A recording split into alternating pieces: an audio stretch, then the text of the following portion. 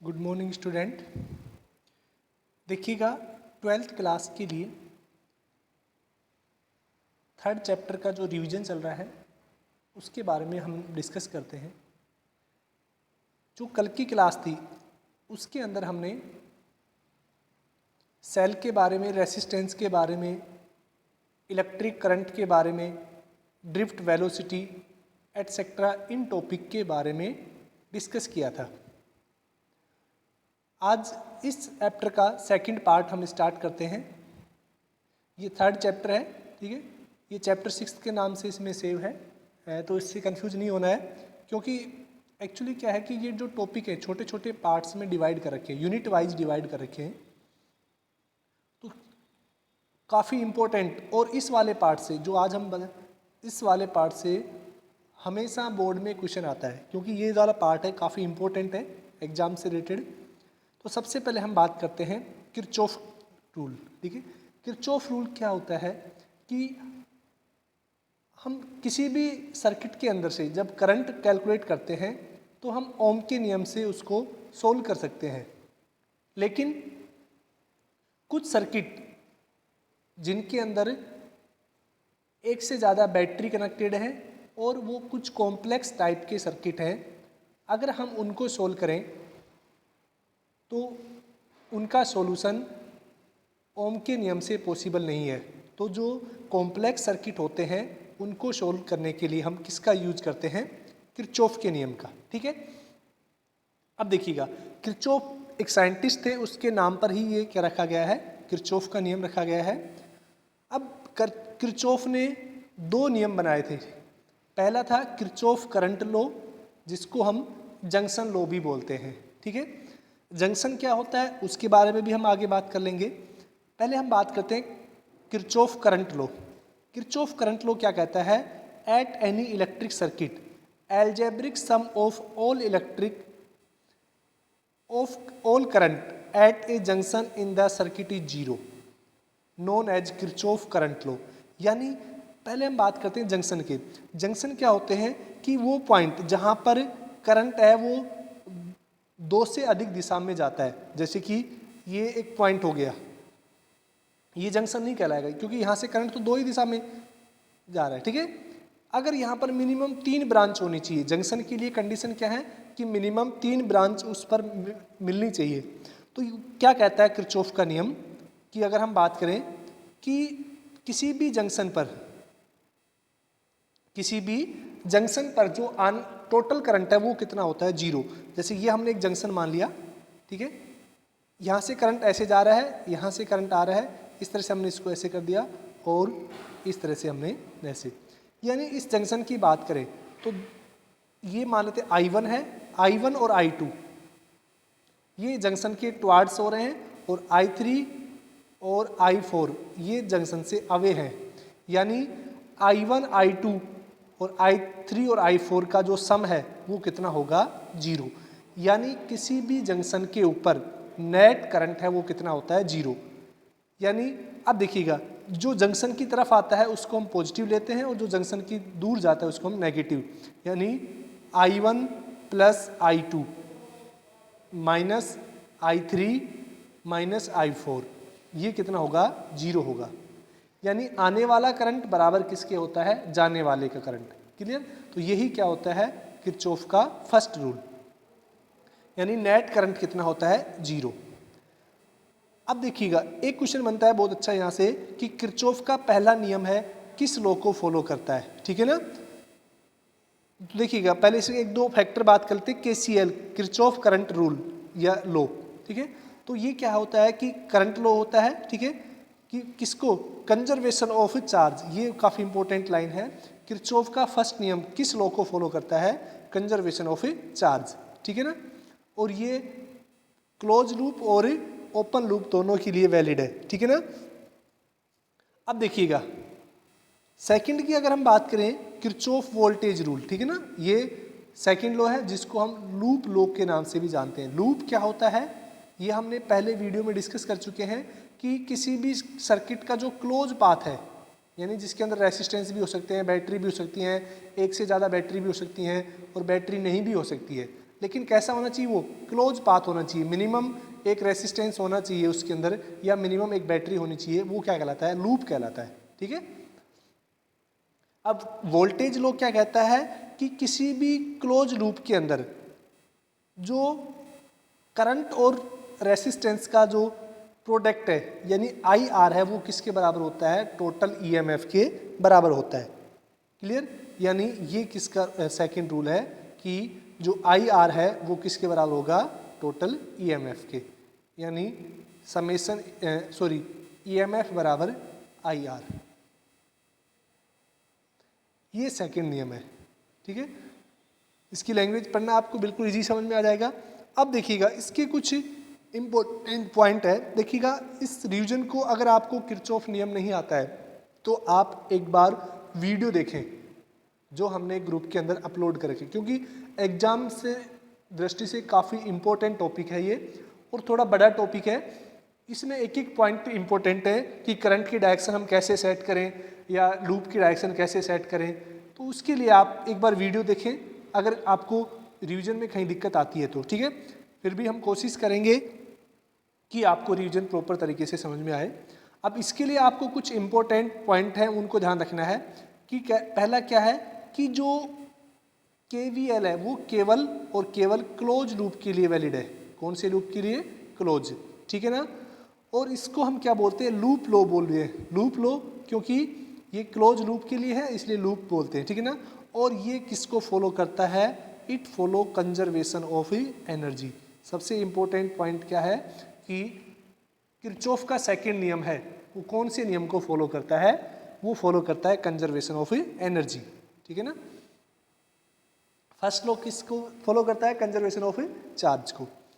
अब देखिएगा किसी भी न्यूमेरिकल को, क्योंकि इस टॉपिक से न्यूमेरिकल आते हैं, तो इस टॉपिक न्यूमेरिकल को सोल्व करने के लिए क्या क्या स्टेप फॉलो की जाती हैं उसके बारे में हम बात कर लेते हैं। जैसे देखिएगा मैं इस डायग्राम में बता देता हूँ कि ये कोई सर्किट डायग्राम है। इसके अंदर क्या है, एक रेसिस्टेंस ये है R2, एक R3 है और एक R2 है।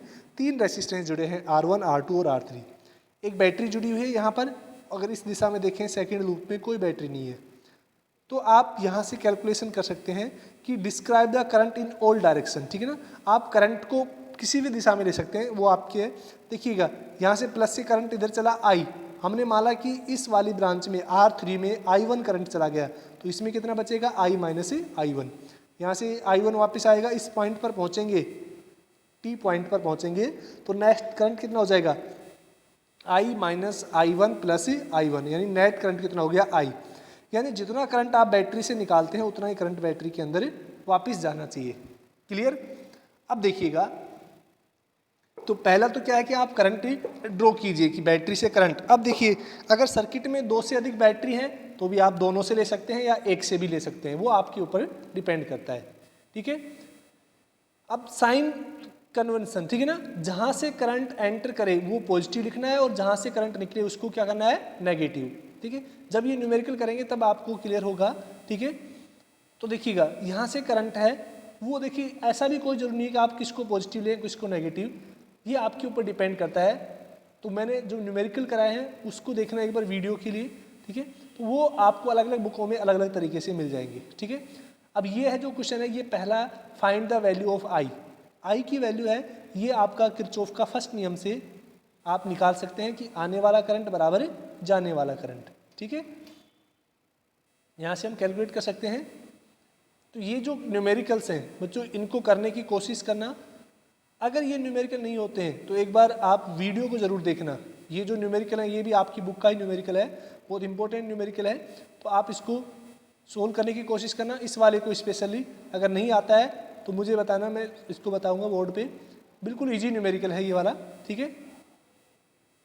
ये वाला मैंने ऑलरेडी करा चुका है, वीडियो के अंदर भी है, और ये क्वेश्चन मोस्टली एग्जाम में रिपीट हुआ है। ये वाला न्यूमेरिकल आपकी एनसीईआरटी का एग्जाम में काफ़ी बार रिपीट हुआ है, इसको भी करना है आपको। देखिएगा इसकी जो स्टेप है, एक बार यही है कि आप वीडियो देखिएगा अगर आपको किरचॉफ नियम में कोई दिक्कत है तो। ठीक है। ये वाला हो गया। ठीक है। अब देखिए कई बार क्या होता है सर्किट में कैपेसिटर हो जाता है। ठीक है ना। कैपेसिटर यानी battery present, constant current do not pass. ठीक है। यानी कांस्टेंट करंट है, यानी बैटरी से करंट पास नहीं होता है कैपेसिटर का। कैपेसिटर के अंदर केवल एसी करंट पास हो सकता है, डीसी करंट कैपेसिटर से पास नहीं होता है। इसके बारे में जब हम आगे पढ़ेंगे alternative current topic, next chapter जो 7th चैप्टर है उसके बारे में, ठीक है। ए है वो एमीटर होता है, ठीक है, और जो जी है वो गैल्वेनोमीटर होता है। एमीटर स्मॉल करंट को मेजर नहीं करता और गैल्वेनोमीटर है वो स्मॉल करंट को भी मेजर कर सकता है। अब देखिएगा नेक्स्ट हम बात करें व्हीट स्टोन ब्रिज, काफ़ी इंपॉर्टेंट है ये वाला भी। व्हीट स्टोन ब्रिज क्या होता है कि ये किरचॉफ के नियम पर ये जो व्हीट स्टोन ब्रिज है इसके बारे में बात करें हम कि इसके अंदर क्या होता है कि 4 रेसिस्टेंस किसी भी स्क्वायर के चारों साइड के ऊपर फिक्स होते हैं। इस तरह का स्क्वायर हमने एक शेप बना ली, ये 4 रेसिस्टेंस हो गए। हम मानते हैं R1 है, ये R1 हो गया, ये R2 हो गया, R3 हो गया, R4 हो गया, या PQRS भी ले सकते हैं हम इनको, ठीक है। और ये जो 2 डायगोनल है इनके अपोजिट एक बैटरी जुड़ी होती है और इन डायगोनल के अलग एक ही गैल्वेनोमीटर जुड़ा होता है। इस तरह का जो सर्किट डायग्राम है वो क्या होता है, व्हीट स्टोन ब्रिज। अब देखिए व्हीट स्टोन ब्रिज का जो मेन रूल है वो क्या होता है, ये एक अननोन रेसिस्टेंस को फाइंड आउट करने के काम आता है। देखिएगा इसके अंदर ये आपका प्रैक्टिकल भी है, प्रैक्टिकल करेंगे तो और अच्छे क्लियर होगा ये कि जो अननोन रेसिस्टेंस है उसको हम कैसे फाइंड आउट करें, वो किस पर डिपेंड करता है, व्हीट स्टोन ब्रिज पे। तो देखिएगा यहाँ पर इसकी लैंग्वेज पढ़ना व्हीट स्टोन ब्रिज की। तो इसके अंदर क्या होता है कि 4 रेसिस्टेंस है, P, Q, R और S, ठीक है, दिख रहे होंगे आपको 4 रेसिस्टेंस। और एक जो डायगोनल है AC उसके अलोंग एक बैटरी जुड़ी हुई है, देखिएगा ये बैटरी होगी।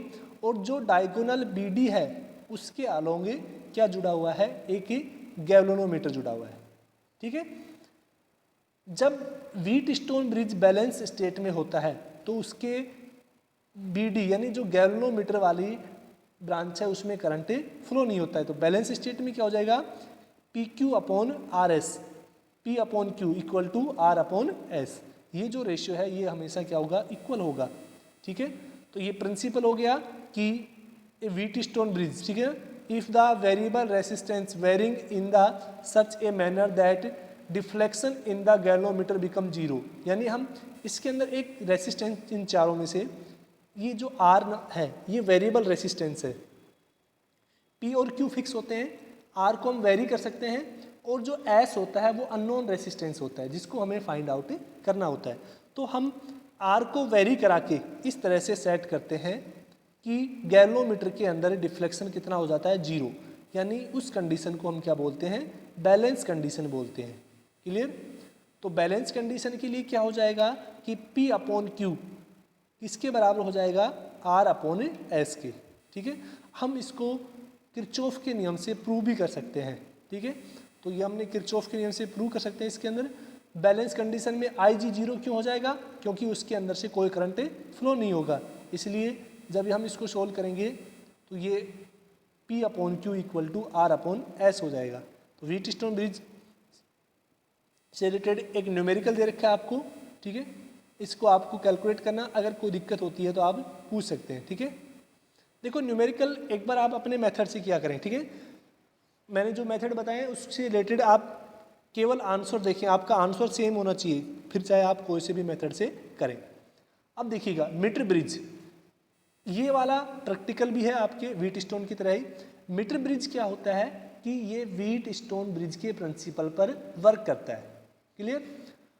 अब हम इसको मीटर ब्रिज क्यों बोलते हैं, क्योंकि इसके अंदर 1 मीटर लंबा वायर होता है जो मैग्नीशियन का हो सकता है या कांस्टेंट का हो सकता है, मैग्नीशियन या कांस्टेंट।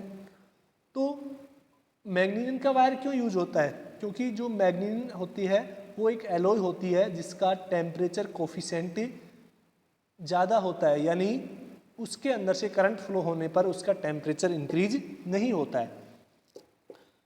मीटर ब्रिज को हम स्लाइड वायर ब्रिज भी बोलते हैं। स्लाइड वायर ब्रिज क्यों बोलते हैं, क्योंकि वो 1 मीटर लंबा जो वायर है उसके ऊपर हम जॉकी को स्लाइड कराते हैं मूव कराते हैं, इसलिए उसका नाम क्या है, स्लाइड वायर ब्रिज भी रहता है। ठीक है, अब देखिएगा इसके अंदर क्या होता है कि अगर हम बात करें, ये जिसका सर्किट डायग्राम है, एक वुडन फ्रेम पर, मतलब लकड़ी की एक फ्रेम होती है, उसके ऊपर एक स्केल लगा होता है 1 मीटर लंबा और एक वायर लगा होता है। ठीक है, और 2 एल टाइप की स्ट्रिप होती हैं। ठीक है ना, एल टाइप स्ट्रिप होती हैं और बीच में एक छोटी स्ट्रेट स्ट्रिप होती है जिसको हम यहाँ पर डी से डिनोट कर रखा है। ठीक है ना, ये एल टाइप ए और सी, ठीक है ना, ये 2 स्ट्रिप हैं। जो एल टाइप और फर्स्ट स्ट्रिप होती है उसके साथ एक रेसिस्टेंस बॉक्स जोड़ा जाता है आरबी, और जो डी और सी है उसके बीच में एक अननोन रेसिस्टेंस जोड़ा जाता है। ठीक है ना, जो लिखा रखा है, और एक जोकी होती है, और ए और सी के बीच में हम बैटरी को जोड़ते हैं, और डी से पॉइंट डी से गैल्वेनोमीटर से होते हुए एक जोकी को कनेक्ट किया जाता है। अब देखिएगा, जैसे हम इस जोकी को मूव कराते हैं इस मीटर ब्रिज पर, तो हम देखते हैं कि एक पॉइंट ऐसा आता है जहां पर हम गैल्वेनोमीटर के अंदर डिफ्लेक्शन 0 नोट करते हैं। उस को क्या बोलते हैं हम, बैलेंस स्टेट बोलते हैं। ठीक है, तो ये कंस्ट्रक्शन देखना आप इसकी, बिल्कुल इजी लैंग्वेज में है। ये जो पॉइंट है ये पूरे थ्योरेटिकल है। ठीक है, अब देखिएगा इससे ये फॉर्मूला जनरेट होता है कि 100 माइनस एल। ये 100 कहाँ से आता है कि जो टोटल वायर है वो 1 मीटर लंबा है, तो हम जो बैलेंस स्टेट लेंथ निकालेंगे वो एल जैसे 40 सेंटीमीटर हो गया, तो 100 माइनस 40 कर लेंगे हम उसको। आर आपको पता होगा, रेसिस्टेंस बॉक्स के अंदर से जो आर होता है उसको हम निकालते हैं। तो इस तरह से हम इसको सोल्व करेंगे और हम अननोन रेसिस्टेंस को फाइंड आउट कर सकते हैं। ठीक है, ये बुक का क्वेश्चन है आपका, इसको करने की कोशिश करना। अब देखिएगा पोटेंशियोमीटर, पोटेंशियोमीटर है वो भी अगर हम बात करें, ठीक है, वो भी व्हीटस्टोन ब्रिज के प्रिंसिपल पर ही वर्क करता है। पोटेंशियोमीटर एक तो पोटेंशियल डिफरेंस को मेजर करने के काम आता है। ठीक है, ये एक्यूरेट पोटेंशियल डिफरेंस मेजर करता है वोल्टमीटर की बजाय। ये क्वेश्चन कई बार पूछा जाता है कि जो पोटेंशियोमीटर है वो क्यों ज़्यादा बेस्ट परफॉर्म करता है वोल्टमीटर की रिस्पेक्ट में। क्योंकि देखो वोल्टमीटर है वो सर्किट से कुछ ना कुछ करंट ड्रॉ करता है। ठीक है ना, मानते हैं कि उसका रेसिस्टेंस हाई है, लेकिन इन्फिनिटी नहीं होने की वजह से वो सर्किट से एक लेस अमाउंट में करंट ड्रॉ करता है। करंट जब सर्किट से लेगा तो उसके पोटेंशियल पर इफेक्ट पड़ेगा, लेकिन जो पोटेंशियोमीटर है वो जीरो करंट पर वर्क करता है, जीरो करंट के प्रिंसिपल पर वर्क करता है। यानी वो करंट को फ्लो नहीं हो वो करंट को ड्रॉ नहीं करता है सर्किट से, इसलिए पोटेंशियोमीटर एक्यूरेट पोटेंशियल डिफरेंस को मेजर करता है। क्लियर। दूसरा हम इसका यूज क्या कर सकते हैं कि किसी भी अननोन रेसिस्टेंस का अननोन सेल का इंटरनल रेसिस्टेंस भी फाइंड आउट कर सकते हैं और दो सेलों का ईएमएफ भी कंपेयर कर सकते हैं। ठीक है, इस वाले टॉपिक से आपको बच्चों न्यूमेरिकल नहीं पूछा जाएगा, इस बार सिलेबस में अपडेट कर दिया है, केवल क्वालिटेटिव आइडियाज़ आपको डिस्कस करने हैं। क्वालिटेटिव आइडियाज़ मीन्स केवल आपका इसको थ्योरेटिकल पार्ट पढ़ना है। ठीक है, तो ये इसका सर्किट डायग्राम होता है, ये भी एक वुडन फ्रेम पर फिक्स होता है। ठीक है, जिसके अंदर क्या होता है कि वायर लगे होते हैं। मीटर ब्रिज में एक वायर होता है, इसके अंदर नंबर ऑफ वायर ज़्यादा होते हैं, 4 हो सकते हैं, किसी में 6 हो सकते हैं, किसी में 10 भी हो सकते हैं। ठीक है, प्रत्येक वायर 1 मीटर लंबा होता है। ठीक है, अब देखिएगा इसके अंदर भी एक बैटरी जुड़ी होती है। ठीक है, एक वोल्ट मीटर जोड़ा होता है और इसके अंदर भी जॉकी को स्लाइड किया जाता है और नल कंडीशन फाइंड आउट की जाती है। ठीक है, तो नल कंडीशन जब फाइंड आउट करेंगे तो उससे क्या होता है कि जिसको हम बैलेंस स्टेट बोलते हैं उस लेंथ को हम मेजर कर सकते हैं, और ऐसे ही दूसरे सेल के लिए भी हम जो लेंथ मेजर करेंगे वो दोनों सेलों के लिए क्या होगी, अलग अलग होगी। ठीक है ना, तो दोनों सेलों के लिए जब लेंथ अलग अलग होगी तो हम उन दोनों का ईएमएफ को कंपेयर कर सकते हैं। E1/E2 equal to L1/L2। ये इसकी कंस्ट्रक्शन है, इसके बारे में आप देखना दो सेलों के बारे में जो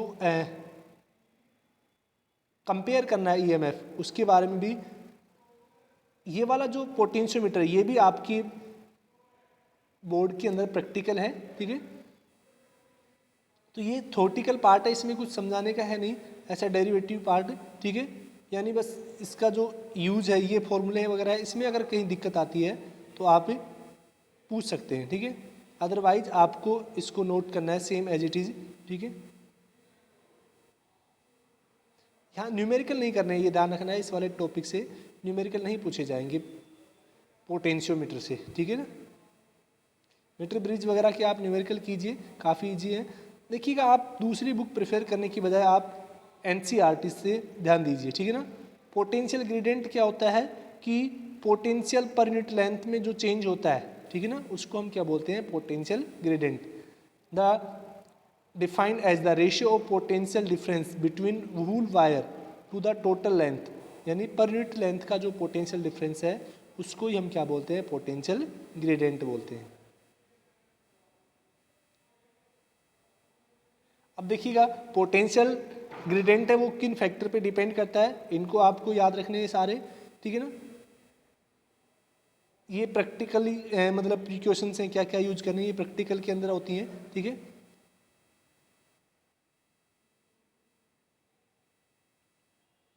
सेंसिटिव होगी कि 1 upon potential gradient equal to sensitive, ठीक है।